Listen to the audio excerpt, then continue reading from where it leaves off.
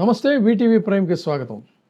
జగన్మోహన్ రెడ్డి రైతుల పరామర్శ కోసం బయలుదేరితే ఈసారి అయితే మాత్రం జనం నుంచి జగన్మోహన్ రెడ్డిని దూరం చేయాలని విశ్వ ప్రయత్నం చేశారు. కానీ ఏమైంది చివరికి? తిరిగి మళ్ళీ అదే రకంగా ఉన్న పరువు పోగొట్టుకున్నట్టుగా అయింది. ఎందుకంటే కొంతమంది నాయకుల వ్యవహారం ఎలా ఉంటుందంటే, నాయకులు అంటే జనంతోనే మమేకమై ఉంటారు, అధికారం ఉన్నా లేకపోయినా. కొంతమందికి అధికారం ఉంటేనే జనం ఉంటారు. కానీ జగన్మోహన్ రెడ్డి కానీ, వైఎస్ రాజశేఖర రెడ్డి కానీ వాళ్ళు నాయకులు ఏంటంటే జననాయకులు, ఘన నాయకులు. కాబట్టి నిరంతరం జనంతోనే ఉంటారు, జనం కోసమే పనిచేస్తుంటారు. తిరిగి మళ్ళీ అదే వ్యవహారం. రైతులకి పరామర్శ కోసం, రైతులకు గిట్టుబాటు ధరల కోసం అని చెప్పని వెళితే ఒక మాజీ ముఖ్యమంత్రిగా, విపక్ష నాయకుడిగా ఆయన పర్యటనలు అడుగడుగున అడ్డుకోవాలని ప్రయత్నాలు చేయటం, అధికార యంత్రాంగాన్ని మొత్తం కూడా పూర్తిగా దానికోసమే వెచ్చించడం, వేల మంది పోలీసుల్ని ఏర్పాటు చేయటం, బెదిరించటం, రైతుల మీద రౌడీ షీట్లు ఓపెన్ చేస్తానని చెప్పడం. చివరికి ఏం జరిగింది? వాళ్ళకి ఏం ఒరిగింది? ఖచ్చితంగా జగన్మోహన్ రెడ్డి ఇమేజ్ మళ్ళీ మరింత పెరిగింది. అంతే తప్ప మీకు ఒరిగింది మాత్రం ఏమీ లేదని చెప్పాలి. తిరుపతి, కర్ణాటక ప్రధాన రహదారులలో 4 ప్రాంతాల్లో చెక్పోస్టులు ఏర్పాటు చేశారు. కార్వేటి నగరం, చిత్తూరు మార్గంలో 2 చోట్ల చెక్పోస్టులు ఏర్పాటు చేశారు. కొత్తపల్లిమిట్ట, గంగాధర నెల్లూరులో 2 చెక్పోస్టులు ఏర్పాటు చేశారు. ఇంకా అనేక చోట్ల ఎక్కడికక్కడ కట్టడి చేసి మొత్తం 25 చోట్ల చెక్పోస్టులు పెట్టి, మామూలుగా హైవేలో కూడా బెంగళూరు వెళ్ళే వాహనాలన్నీ కూడా అనేక రకాలుగా వాళ్ళందరినీ కూడా ప్రయాణికుల్ని ఇబ్బంది పెట్టారు. కానీ వాహనాలని కొన్ని అటువైపు కనుక వస్తే సీజ్ చేస్తామన్నారు. ఎవరినైనా రైతుల్ని ఆటోల్లో తీసుకెళ్తే ఆ ఆటోలను కూడా సీజ్ చేస్తామని బెదిరించారు. ఎన్ని బెదిరింపులు అయినా, ఎన్ని అదరింపులైనా, ఎన్ని అదలింపులైనా, ఎన్ని లాఠీలు ఊపినా, ఏం చేసినా కూడా రైతులు మాత్రం ఒక్కొక్కళ్ళు చెప్తూ ఉంటే ఆశ్చర్యకరంగా 6 గంటలకు ఉదయం బయలుదేరామని, తెల్లారుజాము 4 గంటలకు బయలుదేరామని, వాళ్ళు వాగులు, వంకలు, చెట్లు, పొట్టలో పట్టుకొని ఫెన్సింగ్లు కూడా దూకి మరీ వచ్చారు అని అంటే అది జగన్మోహన్ రెడ్డికి ఉన్నటువంటి ప్రజాదరణ అనేటువంటిది చెప్పాలి. సరే, ఆ విషయాలన్నీ అయినట్లయితే మొత్తంగా వాళ్ళు ఏ కట్టడైతే చేశారో 500 మంది అని చెప్పన్నారు. అసలు అనూహ్యంగా ఎంతసేపు కొన్ని గంటల పాటు మేము అంతా కట్టడి చేసామనుకున్నటువంటి ఆ కట్టడి అంతా కూడా వాళ్ళందరూ చేతులు ఎత్తేసేసినటువంటి నిస్సహాయ స్థితిలో పోలీసులు ప్రేక్షకులే చూస్తూ ఉంటే విశేషంగా తరలి వచ్చారు, పరుగులు పెడుతూ వచ్చారు. మహిళా రైతులు కూడా రావటం అనేటువంటిది ఆశ్చర్యం. వాళ్ళు చెప్పిన మాటలు వింటే 5 గంటల పాటు మేము 5 కిలోమీటర్లు నడిచి వచ్చామని చెప్పని కొంతమంది, 4 కిలోమీటర్లు నడిచి వచ్చామని కొంతమంది చెప్తూ ఉంటే, చాలా వృద్ధ మహిళలు కూడా తోసుకొని ఎంత కట్టడునా తోసుకొని మరీ వచ్చారు. సరే, ఇవన్నీ ఎలా ఉంచినట్టయితే ఇందులో ఒక హైలైట్ ఏంటంటే నాయకుల్ని కట్టడి చేయగలిగారు. కానీ రైతులను ఎక్కడ కట్టడి చేయగలుగుతారండి? అసలు భారతదేశంలో రైతు ఉద్యమాలను పరిశీలించినట్టయితే రైతుల మీద లాఠీ విన్యాసాలు చేయాలనుకున్నా, బెదిరింపులు చేయాలనుకున్నా ఢిల్లీ నగరాన్నే రైతులు గడగడలాడించినటువంటి సంఘటన ఇటీవలే కదా జరిగింది. అది తెలిసి కూడా రైతుల్ని కట్టడి చేయాలని చెప్పని ప్రయత్నం చేయటం అనేది చాలా దుస్సాహసం. అందులో జగన్మోహన్ రెడ్డి లాంటి విశేష జనాదరణ ఉన్నటువంటి నాయకుడి దగ్గరికి వెళ్ళాలి అని చెప్పని అనుకుంటే అది సాధ్యం కాదు. సో ఆ రకంగానే బంగారుపాళ్యం మామిడి యార్డని వేల మంది రైతులు మధ్యలో ఆయన వెళ్ళాడు, రైతులను పరామర్శించాడు. ఆయన వస్తున్నాడు అనగానే ఒక్కసారిగా రేట్లు పెంచారని కూడా వాళ్లే స్వయంగా చెప్పారు. తర్వాత నిలదీసి ఈ ప్రభుత్వాన్ని ప్రశ్నించింది ఏంటంటే, ఆ పక్కనే ఉన్నటువంటి కర్ణాటకలో కుమారస్వామి గౌడ ఆయన మరి కేంద్రంతో మాట్లాడి వాళ్ళకి గిట్టుబాటు ధరలు ఇప్పిస్తుంటే మీరు చక్రం తిప్పుతున్నారు కూటమిలు అని చెప్పేటువంటి ఆయన, మరి మీరెందుకు రైతుల పట్ల ఇంత పక్షపాతం వహిస్తున్నారు, ఎందుకు మీరు రైతులను పట్టించుకోవటం లేదని అడిగిన దాంట్లో చాలా ఔచిత్యం ఉంది. కాబట్టి అంటే అసలు ఈయన మొదటి నుంచి కూడా రైతు వ్యతిరేకని జగన్మోహన్ రెడ్డి చెప్పినటువంటి మాట కూడా అక్కడ రైతులకు కూడా తెలుసు. వాళ్ళు కూడా జగన్మోహన్ రెడ్డి ఆయన రావడానికి ముందు నుంచి కూడా అదే చెప్తున్నారు.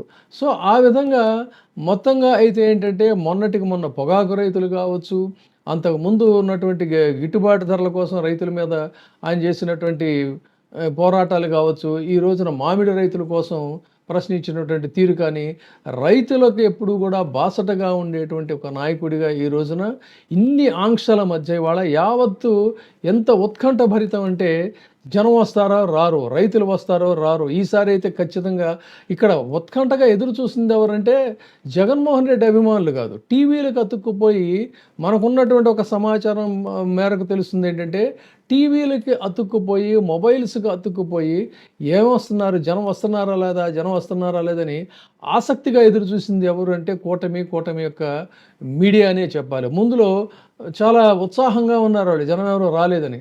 కానీ ఒక్కసారిగా ఏదో మన గేట్లు ఎత్తేసేసినట్టు మంచి నిండు కొండగా ఉన్నటువంటి జలాశయాల గేట్లు ఎత్తితే ఏ విధంగా అయితే జలపాతాలు ఉరికొస్తాయో ఆ విధంగా జనం జలజలం అంటూ పరిగెత్తుకొచ్చినటువంటి తీరు చూస్తే ఇది కదా ప్రజానాయకుడి యొక్క లక్షణం అంటే అని చెప్పని అనిపించింది. ఆ విధంగా చిత్తూరు జిల్లాలో అన్ని వైపుల నుంచి ఎన్ని ఆంక్షలు పెట్టినా కూడా, పోలీసులు ఎన్ని ఆటంకాలు సృష్టించినా కూడా బంగారుపాళ్యం మార్కెట్ యార్డుకి రైతుల దారులు అని చెప్పని అన్ని వైపుల నుంచి కూడా బయలుదేరి వచ్చినటువంటి తీరు. ఎన్ని చోట్ల తనిఖీలు అంటే వీకోట మండలం దగ్గర తనిఖీలు పెట్టారంట, వీడియో రికార్డింగ్లు పెట్టారంట, బైరెడ్డిపల్లి మండలం దగ్గర కైగల్ల వద్ద కుప్పం పలమనేరు జాతీయ రహదారి మీద తనిఖీలు చేశారని చెప్తున్నారు. ఇలా ఎన్ని రకాలైనటువంటిది చేసిన పాపం వాళ్ళ ప్రయత్నాలన్నీ కూడా వృధా ప్రయత్నాలైనవి. తిరిగి మళ్ళీ ఇంకొకసారి ఈ కూటమి ప్రభుత్వం అభాసు పాలైనటువంటి పరిస్థితే తప్ప జనం నుంచి జగన్ని దూరం చేయలేరని చెప్పని, జగన్కి జనం ఎప్పుడూ జగన్ వెంటే ఉంటారనేటువంటిది. ఇవి ఈవీఎంలు కాదు, ఇవి మనుషులు. ఈవీఎంలను మీరు మేనేజ్ చేయొచ్చేమో తప్ప గుండెల్లో అభిమానాన్ని నింపుకున్నటువంటి జనం నుంచి జగన్ని మాత్రం మీరు దూరం చేయలేరనేటువంటిది చాలా స్పష్టంగా మరొకసారి రుజువైంది. కాబట్టి ఇకనైనా సరే ఈ అణచివేత విధానాలు, ఈ నియంతృత్వ పోకడలు, ఈ వేధింపులు సాధింపులు ఇవన్నీ మానుకుంటే మంచిది. ఎందుకంటే ఎంతమంది అండి పాపం రైతులు వాళ్ళు తెల్లారుజామున ఏమీ తినకుండా వచ్చారంట. రైతుల కడుపు మంట అనేటువంటిది ఏ ప్రభుత్వానికి కూడా మంచిది కాదు.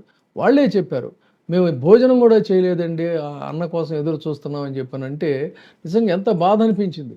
ఆ రకంగా కేవలం హెలికాప్టర్ నుంచి ఆ మార్కెట్ యార్డుకి 2 కిలోమీటర్ల దూరం, ఆ 2 కిలోమీటర్ల దూరం రావడానికి జగన్మోహన్ రెడ్డికి 3 గంటలు పట్టిందంటే ఎంతమంది జనాలు ఏ విధంగా తరలి వచ్చారో, అసలు ఎటు నుంచి వచ్చారో పోలీసులకు కూడా అర్థం కానటువంటి స్థితి. హెలిప్యాడ్ దగ్గర కేవలం 30 మందే ఉండాలంట, మార్కెట్ యార్డ్లో కేవలం 500 మందే ఉంటారంట. ఇది ఏమన్నా ఎమర్జెన్సీలోనే సాధ్యం కాలేదు, ఇన్ని కట్టడులు ఉంటే. మీరేం కట్టడి చేయగలుగుతారు? అందులో రైతుల్ని మీరేం ఆపగలుగుతారు? ఢిల్లీ నగరాన్నే గడగడలాడించినటువంటి రైతులు కదా మరి. ఆ విధంగా మరి రేపు మీరు సరే ఇంతమంది రైతుల మీద వెళ్ళిన రౌడీ షీట్లు అని చెప్పి, రైతులను రౌడీలు అని చెప్పని అంటారని జగన్మోహన్ రెడ్డి గారు నిలదీసి ప్రశ్నించారు. ఎస్, అదే మనం కూడా అదే అంటున్నాం. మీరు ఎంతమంది రైతుల మీద మీరు రౌడీ షీట్లు ఓపెన్ చేస్తారో, తద్వారా మీరేం సాధిస్తారో అనేటువంటిది కూడా చూద్దాం. ఏది ఏమైనా సరే అణచివేత నుంచే ఉద్యమాలు అనేటువంటి పుడతాయి. అణచివేత నుంచే నాయకుడు అంతకంతకీ కూడా ప్రజానాయకుడు ఎదుగుతాడనేటువంటిది మరొకసారి స్పష్టమైంది. ఏది ఏమైనా Z+ కేటగిరీ లేకపోయినా, ఆఖరికి తన పైలట్ వాహనాన్ని తీసివేసిన, తన వ్యక్తిగత సిబ్బందిని దూరంగా తోసేసిన, తన అనుంగు నాయకుల్ని దూరం పెట్టిన, ప్రాణాలు సైతం లెక్క చేయకుండా సాహసోపేతంగా రైతులను కలిసినటువంటి జగన్మోహన్ రెడ్డి గారిని మరొక్కసారి హృదయపూర్వకంగా అభినందిస్తూ కీప్ ఇట్ అప్ అని చెప్పని మనం అంటున్నాం. Thank you.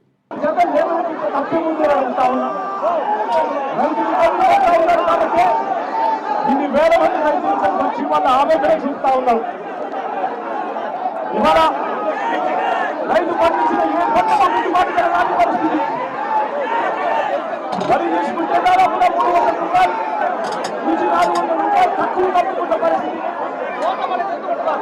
మిరప, పత్తి, జొన్న, కందులు, మినుములు, పెసలు, మొక్కజొన్న, సజ్జ, రాగులు, అరటి, చిల్లి, కొబ్బరి, పొగాకు, టొమాటో, చివరికి మామిడి.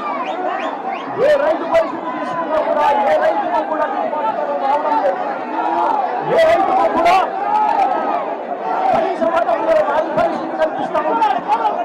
నేను అడుగుతా ఉన్నా, ఆంధ్ర రాష్ట్రంలో తప్ప మరి ఇక వేరే రాష్ట్రంలో ఎక్కడైనా కూడా 2 రూపాయలకి చేంజ్ ఎక్కడైనా దొరుకుతుందా అని అడుగుతా ఉన్నాను.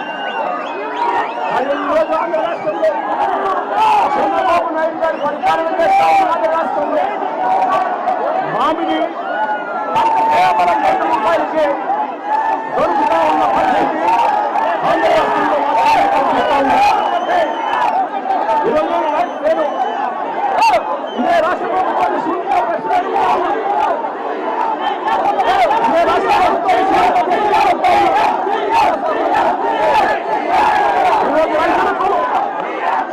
ఈరోజు రైతులకు మామిడి పంట అమ్ముకుంటే ఇదే మండలానికి సంబంధించిన రైతులు ఉన్నారు. మామిడి పంటను అమ్ముకుంటా ఉన్న రైతులలో ఇదే రైతులనే ఉంటే అలా 2,500 రూపాయలు ఆగం లేదని అంటూ ఉన్నారు. 2,500 రూపాయలు అవడం లేదని అంటూ ఉన్నారు. ఇదే రైతులకు గత సంవత్సరం వైఎస్ఆర్సీపీ హయాంలో ఇదే పంట 29,000 రూపాయలు, కేజీ 29 రూపాయలకు ఉండేది.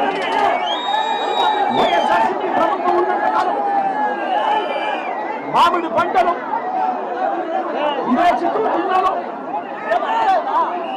22 రూపాయల నుంచి 29 రూపాయలకు రైతులు అమ్ముతున్నారు. ఇదే చిత్తూరు జిల్లాలో వైఎస్ఆర్సీపీ ప్రభుత్వం వెళ్ళిపోయిన తర్వాత ఇప్పుడే సబ్స్క్రైబ్ చేయండి, లైక్ చేయండి, షేర్ చేయండి. వే టీవీ ప్రైమ్, మీ ఉత్తమాభిరుచుల సమ్మేళనం.